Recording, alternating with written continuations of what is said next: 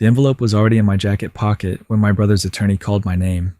I had carried it for 11 days. I knew exactly what was inside. I had read it so many times that the fold lines were starting to split, and I stood there at the front of that courtroom in downtown Nashville, in a suit my father had given me for my law school graduation, a graduation he did not attend, and I didn't shake. My brother was sitting at the opposite table. He had a team of 3 attorneys. He had a pressed shirt and a new haircut and the kind of calm that comes from believing you have already won. He glanced at me once when I walked in, just once. Then he looked away, like I was furniture. That look told me everything I needed to know about the next 2 hours. Let me go back, because there are 3 people you need to understand before any of this makes sense. My father was Richard Callaway. He built Callaway Fabrication from a single machine shop in Murfreesboro into a regional manufacturing company with 6 facilities and over 400 employees. He was not a warm man. He was precise, demanding, and almost completely incapable of saying the words, "I'm proud of you," without following them with a "but." He loved his company the way some men love their children, and he loved his children the way some men love their company, as assets to be managed. My brother is Garrett Callaway, 39 years old, the firstborn, the one my father groomed from childhood to take over the business. Garrett has my father's jaw and my father's temper, and absolutely none of my father's discipline. He spent 12 years working inside Callaway Fabrication, doing just enough to stay relevant, and the moment my father got sick, he started making moves. And then there's me. My name is Daniel. I am 31 years old. I am not Richard Callaway's biological son. I have known this since I was 17. My mother told me the summer before my senior year, sitting at the kitchen table with a glass of sweet tea she never touched, her hands flat on the wood like she was steadying herself against something invisible. She said she had been carrying it for too long. She said my father, Richard, had agreed to raise me as his own before I was born. She said he had never wavered on that. She said she needed me to know that his choice to claim me was the most deliberate thing he had ever done. I didn't speak for a long time. Then I asked if Garrett knew. She said no. I asked if Richard wanted to tell him. She said that was Richard's decision to make, and he hadn't made it. I went back inside. I ate dinner with my family. I did not say anything, and for 14 years, neither did I. My father had a stroke 18 months ago. He survived it, but it changed him. Slowed his speech, clouded his thinking in ways that frightened him deeply. He spent the following months doing what precise men do when they feel control slipping. He organized. He met with his attorney.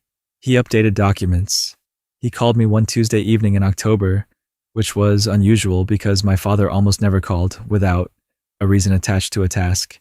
He said, "I want you to know I wrote it the way I meant it." I said, "Okay." He said, "Garrett's going to push back." I said, "I know." He said, "Don't let him." That was the closest Richard Callaway ever came to asking me for something.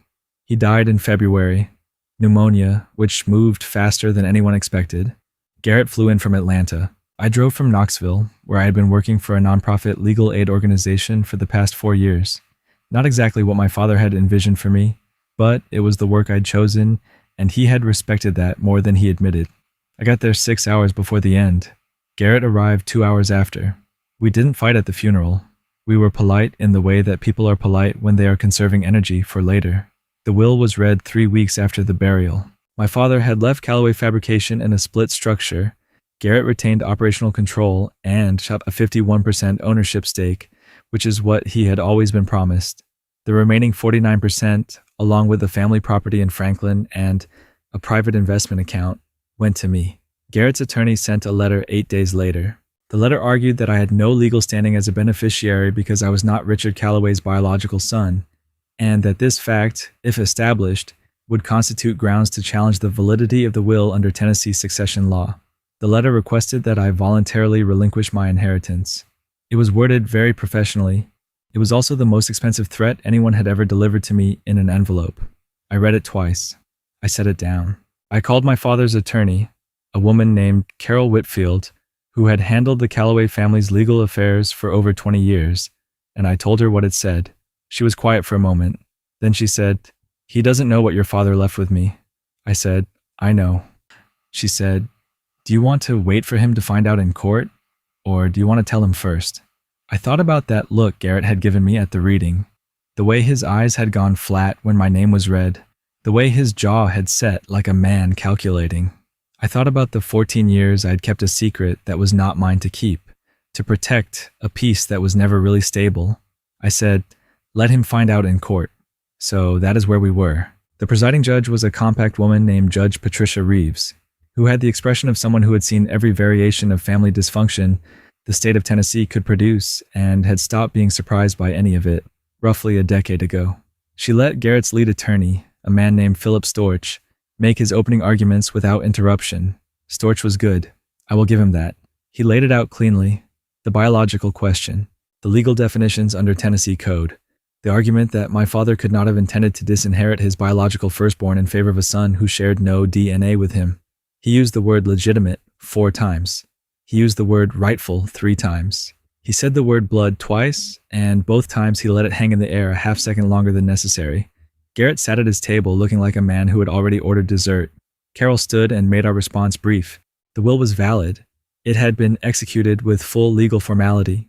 Richard Calloway had been of sound mind. The biological question was not legally relevant under the terms of the document, which named me specifically, Daniel Aaron Calloway, as beneficiary, without any condition of biological relation.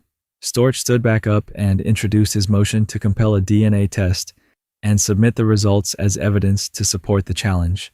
Judge Reeves looked at me, not at Carol, at me. She said, Mr. Calloway, do you wish to contest the motion for DNA testing? I said, no, Your Honor, I don't. I heard Garrett shift in his chair. I said, I will voluntarily confirm that I'm not Richard Calloway's biological son. That fact is not in dispute. I've known it for 14 years. The room was very quiet. Storch blinked. He had been prepared for a fight on that point. He had not been prepared for me to hand it to him. He recovered quickly, the way trained attorneys do, and he moved into his next argument, that my father's decision to name me as beneficiary should be viewed in light of what he called incomplete information available to the decedent regarding the full family structure. I wrote 2 words on the notepad in front of me. Incomplete information. I underlined them. Carol stood and said, Your Honor, at this point, we would like to introduce Exhibit A. Carol submitted a document to the clerk. The clerk handed a copy to Judge Reeves and a copy to Storch. I watched Storch's face as he read the first paragraph. His expression did not collapse, but it shifted, a small tightening around the eyes, a slight adjustment in how he was holding the papers. Exhibit A was a letter, 3 pages, handwritten, dated 14 months ago, 4 months after my father's stroke, 2 months after he had updated his will. It was written in Richard Calloway's handwriting, which I would recognize anywhere because I had grown up watching him fill ledgers and margin notes in that same tight, angular script. The letter was addressed to Judge Reeves's court specifically. My father had written it, knowing it would likely be needed. Carol had kept it sealed in her office since the day he gave it to her. I am going to tell you what it said because my father earned the right to have his words understood clearly. He wrote that he had known from before my birth that he was not my biological father. He wrote that he had made a deliberate and uncoerced choice to claim me as his son, to give me his name, and to raise me as his own. He wrote that this choice was the one he was most certain of in a life full of decisions he had second-guessed, and that he had never once wished it undone. He wrote that he had also known, for the past 19 years, something about Garrett.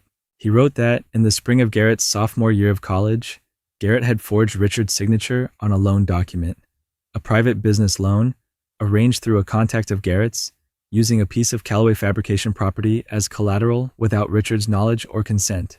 The loan had been for $140,000. Garrett had used it to cover losses from a failed investment he had made without telling anyone. He had paid the loan back over 3 years, also without telling anyone, using money he had quietly redirected from a discretionary account he managed inside the company. My father had found out. Not immediately. It had taken him almost a year. He had confronted Garrett privately. Garrett had repaid the redirected funds over the following 2 years, under terms my father set without involving attorneys or law enforcement. My father had kept the documentation. He wrote in the letter that he had forgiven Garrett for this. That forgiveness was genuine and complete. But he also wrote that he could not, in good conscience, allow a court to weigh Garrett's claim of rightful inheritance without the court also understanding the full character of the man making that claim. He wrote, "A man who argues blood entitles him to everything should first account for what he has already taken." He wrote that he had not told me about Garrett's forgery. He wrote that he was telling the court now because honesty, late as it arrived, was still the only currency that held value at the end. He signed it Richard James Calloway. The room was quiet for a long time after Judge Reeves finished reading. Storch asked for a recess. Judge Reeves gave him 15 minutes. I stayed at the table. I did not look at Garrett. I did not need to. Carol leaned over and said, very quietly, "Your father spent a long time on that letter." I said, "I know. He told me." She said, "He called me 6 times to adjust the wording." I said, "That sounds right." When we came back from recess, Storch made a brief statement that his client wished to withdraw the challenge to the will, and that the matter of the letter would need to be addressed in separate proceedings. Judge Reeves accepted the withdrawal. She made several remarks about the complexity of the matter that I will not pretend to fully remember, because by that point I was very tired in a way that had nothing to do with the length of the day. Outside the courthouse, it was the kind of clear April afternoon that Nashville produces occasionally, as if to compensate for February. The air smelled like cut grass from somewhere nearby. I stood on the courthouse steps, and Carol stood next to me, and we didn't say anything for a while. She said, "You held that together well." I said, "I had a lot of time to think about it." She said, "What are you going to do with the property in Franklin?" I said I hadn't decided. That was true. The Franklin property was 32 acres with a farmhouse my grandfather had built. I had spent summers there as a boy. Garrett had always found it boring and said so openly. My father had given it to me specifically, not as part of the general estate, but as a named bequest with a separate clause. I had read that clause 6 times the night of the reading. The clause said, "To Daniel," who understood what the land was for. I did not know exactly what my father meant by that. I was not sure he had meant one specific thing, but I had a feeling it had something to do with the fact that I used to spend those summer evenings on the back porch of that farmhouse watching the fireflies come up out of the tall grass, and sometimes my father would sit out there with me and not say anything, which was the most comfortable I ever remember feeling around him. I drove out to Franklin that weekend. The farmhouse had been empty since my father moved to Nashville full-time, but Carol had arranged for a property manager to keep it clean and the utilities running. I walked through each room. The kitchen had the same yellow curtains my grandmother had hung. The study still had 3 of my father's ledgers on the shelf, the ones he hadn't moved when he cleared the rest of his books out. I pulled one down and opened it. His handwriting was everywhere. Numbers, notes, margin calculations. I found a page where he had written my name in the margin.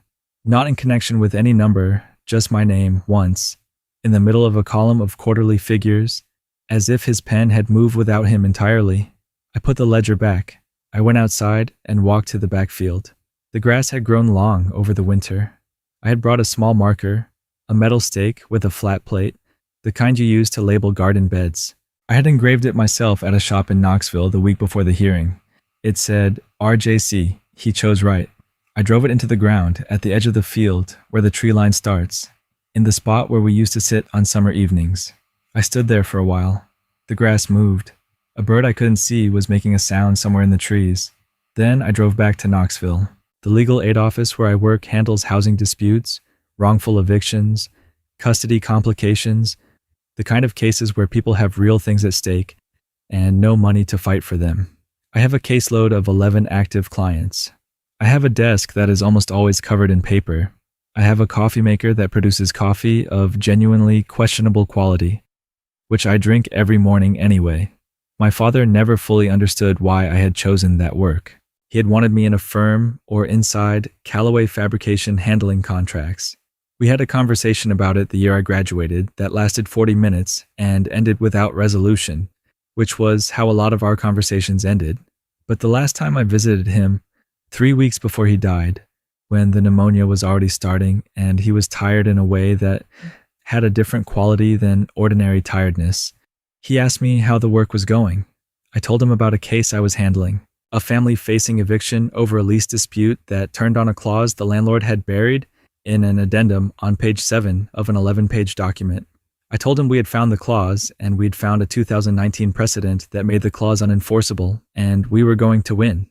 My father listened to all of this. Then he said, good. Just that. Good. But the way he said it, unhurried, complete, no but following it, I have thought about that word every day since. Garrett hasn't contacted me since the hearing. I do not expect him to, not soon. There's a part of me that is still sorting through what I feel about all of it, about the forgery, about the years my father carried that knowledge and still managed to sit at the same table and run a business and call Garrett his son in rooms full of people. My father was not a simple man. I am not going to make him simple now that he is gone. What I know is this: he made a choice before I was born. He made it with his eyes open. He made it again every year after, in ways that were imperfect and sometimes inadequate and always real. And when it mattered most, when there was a version of events that could have been shaped to say something different, he put the truth in writing and he gave it to his attorney and he told his attorney to use it when the time came. I have worked in legal aid long enough to know that most people do not do that.